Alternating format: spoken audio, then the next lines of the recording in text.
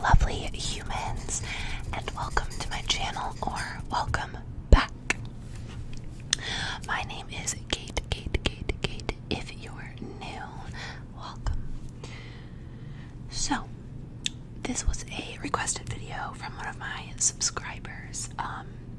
In the past, this would have been almost 2 years ago, I did a reading video where I was reading from a Nicholas Sparks book, which I no longer have, but there were a few comments on that video, as well as a specific request to read the second chapter of the novel. But because I no longer have it, I figured I would pick a different book and kind of make this a little series and do a different chapter every time, so you can follow along with it, I guess. I like videos like this. I think they're relaxing, so I'm gonna make one. But before I do that, I'm gonna light some incense, as is becoming tradition with my videos. So,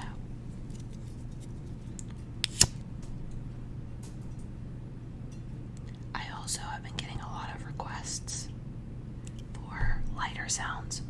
I see you, I hear you, and I will be doing a lighter trigger video soon. I promise. Oh. Okay. There we go. Alright, I do have to move this away from me a little bit because the smoke is hitting me in the face. Okay. So, I have a drink here.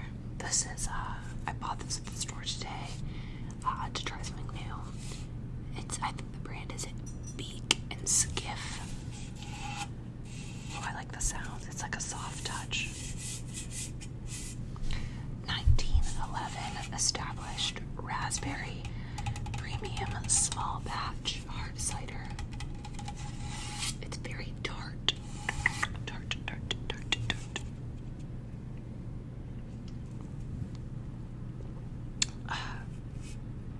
I've had, and I'm going to be reading the Tales of Beetle the Bard from Harry Potter. So instead of reading chapters, these are all it's a collection of short stories by J.K. Rowling. If you're familiar with Harry Potter, you'll know what these are.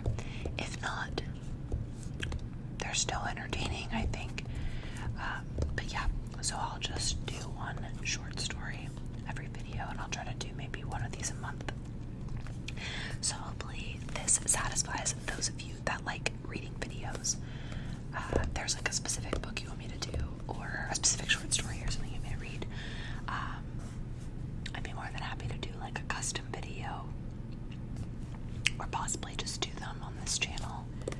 But yeah, because I know this is going to be a very long video, I'm going to go ahead and get started reading the short story. Okay. So, it says, a wizarding classic from the world of Harry Potter, The Tales of Beetle the Bard.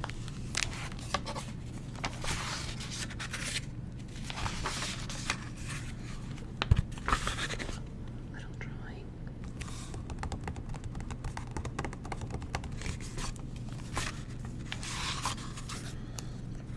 Okay, so the first story is called The Wizard and the Hopping Pot. There was once a kindly old wizard who used his magic generously and wisely for the benefit of his neighbors. Rather than reveal the true source of his power, he pretended that his potions, charms, and antidotes sprang ready-made from the little cauldron he called his lucky cooking pot. From miles around, people came to him with their troubles, and the wizard was pleased to give his pot a stir and put things right. This well-beloved wizard lived to a goodly age, then died, leaving all his chattels to his only son. This son was of a very different disposition to his gentle father. Those who could not work magic were, to the son's mind, worthless, and he had often quarreled with his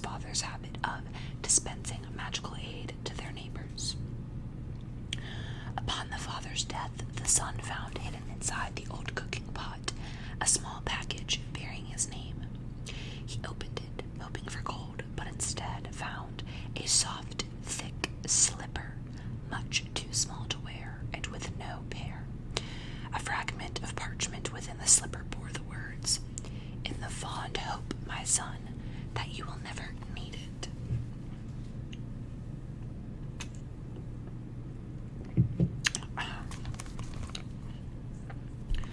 The son cursed his father's age-softened mind, then threw the slipper back into the cauldron, resolving to use it henceforth as a rubbish pail. That very night, a peasant woman knocked on the front door. "My granddaughter is afflicted by a crop of warts, sir," she told him. "Your father used to mix a special poultice in that old cooking pot." "Begone," cried the son. "What care I for your brat's warts?" And he slammed the door in the old woman's face. At once there came a loud clanging and banging from his kitchen. The wizard lit his wand and opened the door, and there, to his amazement, he saw his father's old cooking pot. It had sprouted a single foot of brass, and was hopping on the spot in the middle of the floor, making a fearful noise upon the flagstones. The wizard approached it in wonder, but fell back hurriedly when he saw that the whole of the pot's surface was covered in warts. "Disgusting object," he cried, and he tried firstly to vanish the pot, then to clean it by magic, and finally to force it out of the house. None of his spells worked, however, and he was unable to prevent the pot hopping after him out of the kitchen, and then following him up to bed, clanging and banging loudly on every wooden stair. The wizard could not sleep all night for the banging of the warty old pot by his bedside, and next morning the pot insisted upon hopping after him to the breakfast table. Clang, clang, clang went the brass-footed pot, and the wizard had not even started his porridge when there came another knock on the door. An old man stood on the doorstep. "'Tis my old donkey, sir," he explained. "Lost she is, or stolen, and without her I cannot take my wares to market, and my family will go hungry tonight." "And I am hungry now," roared the wizard, and he slammed the door upon the old man. Clang, clang, clang went the cooking pot's single brass foot upon the floor. But now its clamor was mixed with the brays of a donkey and human groans of hunger echoing from the depths of the pot. "Be still, be silent," shrieked the wizard, but not all his magical powers could quieten the warty pot, which hopped at his heels all day, braying and groaning and clanging, no matter where he went or what he did.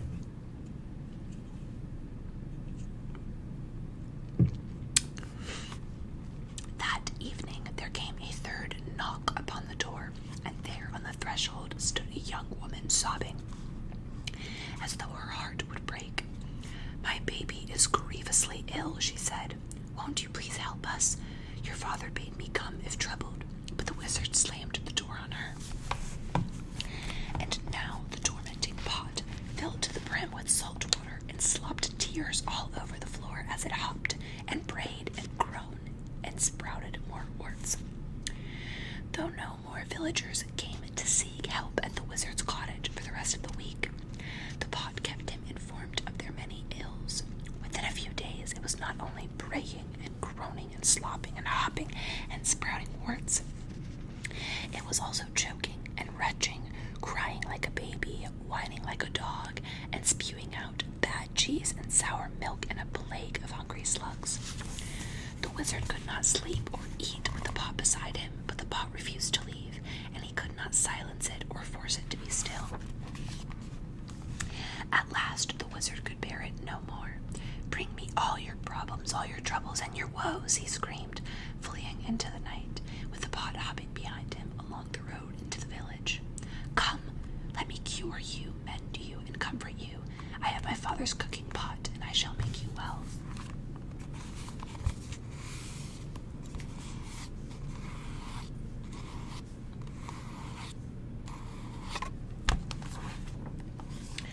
And with the foul pot still bounding along behind him, he ran up the street, casting spells in every direction.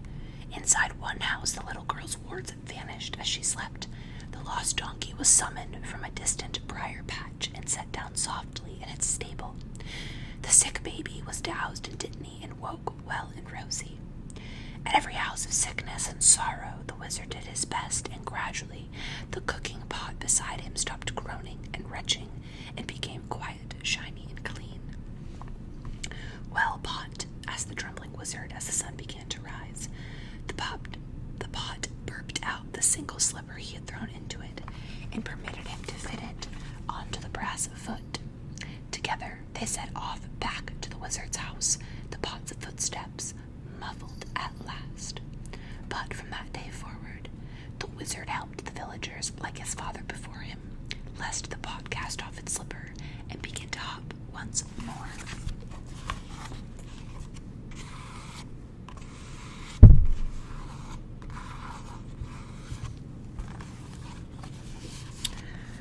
So, directly following the story are, it's commentary by Albus Dumbledore himself. So I'm gonna read through that as well. It says, Albus Dumbledore on The Wizard and the Hopping Pot. A kind old wizard decides to teach his hard-hearted son a lesson by giving him a taste of the local muggle's misery.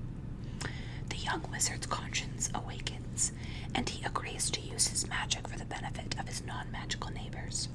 A simple and heartwarming fable, one might think, in which case one would reveal oneself to be an innocent nincompoop. A pro-muggle story showing a muggle-loving father as superior in magic to a muggle-hating son. It is nothing short of amazing that any copies of the original version of this tale survived the flames to which they are so often consigned. Beedle was somewhat out of step with his times in preaching a message of brotherly love for muggles. The persecution of witches and wizards was gathering pace all over Europe in the early 15th century. Many in the magical community felt, and with good reason, that offering to cast a spell on the muggle next door's sickly pig was tantamount to volunteering to fetch the firewood for one's own funeral pyre. It is true, of course, that genuine witches and wizards were reasonably adept at escaping the stake, block, and noose. However, a number of deaths did occur. Sir Nicholas de Mimsy Porpington, a wizard at the royal court in his lifetime and in his death time a ghost of Gryffindor Tower, was stripped of his wand before being locked in a dungeon and was unable to magic himself out of his execution, and wizarding families were particularly prone to losing younger members, whose inability to control their own magic made them noticeable and vulnerable to muggle witch hunters. "Let the muggles manage without us," was the cry as wizards drew further and further apart from their non-magical brethren, culminating with the institution of the International Statute of Wizarding Secrecy in 1689, when wizardkind voluntarily went underground. Children being children, however, the grotesque hopping pot had taken hold of their imaginations. The solution was to jettison the pro-muggle moral, but to keep the warty cauldron. So by the middle of the 16th century, a different version of the tale was in wide circulation among wizarding families. In the revised story, the hopping pot protects an innocent wizard from his torch-bearing, pitchfork-toting neighbors by chasing them away from the wizard's cottage, catching them and swallowing them whole. At the end of the story, by which time the pot has consumed most of his neighbors, the wizard gains a promise from the few remaining villagers that he will be left in peace to practice magic. In return, he instructs the pot to render up its victims, who are duly burped out of its depths, slightly mangled. To this day, some wizarding children are only told the revised version of the story by their generally anti-muggle parents, and the original, if and when they ever read it, comes as a great surprise.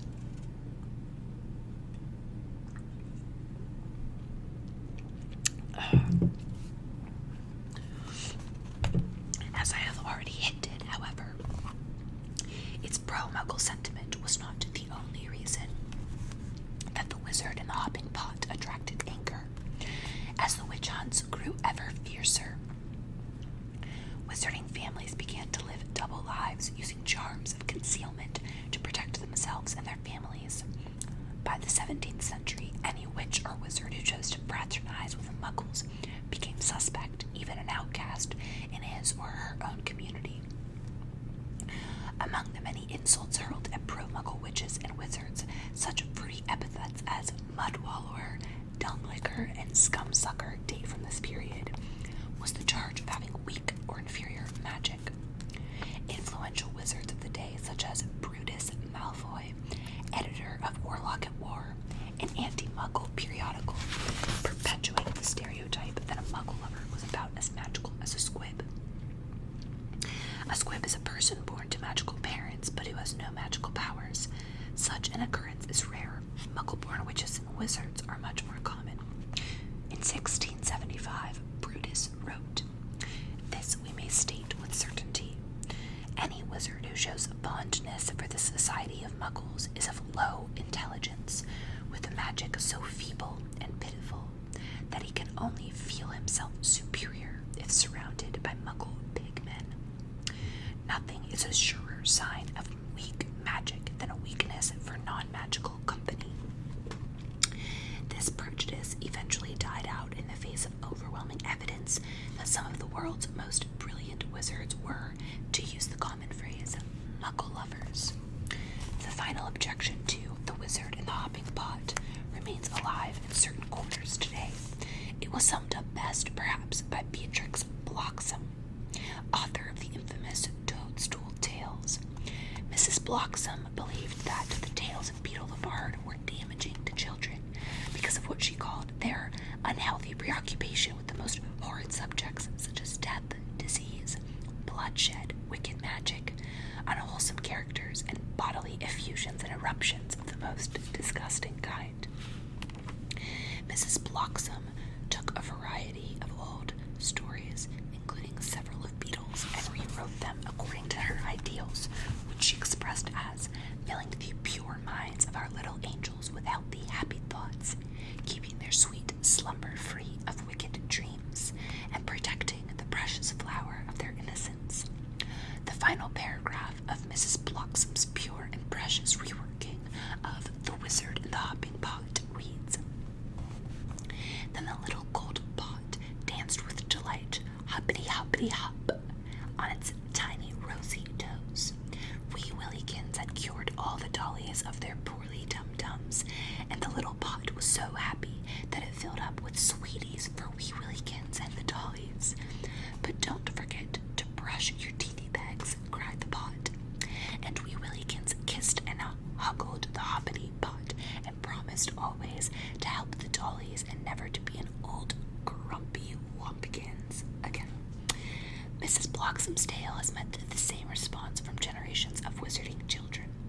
Uncontrollable retching, followed by an immediate demand to have the book taken from them and mashed into pulp.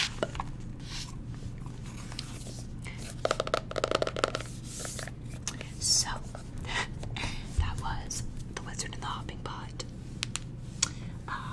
I hope that you enjoyed that. For those of you that requested it, I hope this met or perhaps exceeded your expectations. I suppose hopefully you're asleep by now, but thank you for watching this video. If you have any suggestions for future content, I'm always open to suggestions and video ideas. Thank you so much for supporting my channel. I hope everyone is staying safe, healthy, happy. Please take care of yourself.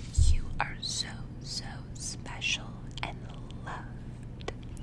I hope you have a wonderful rest of your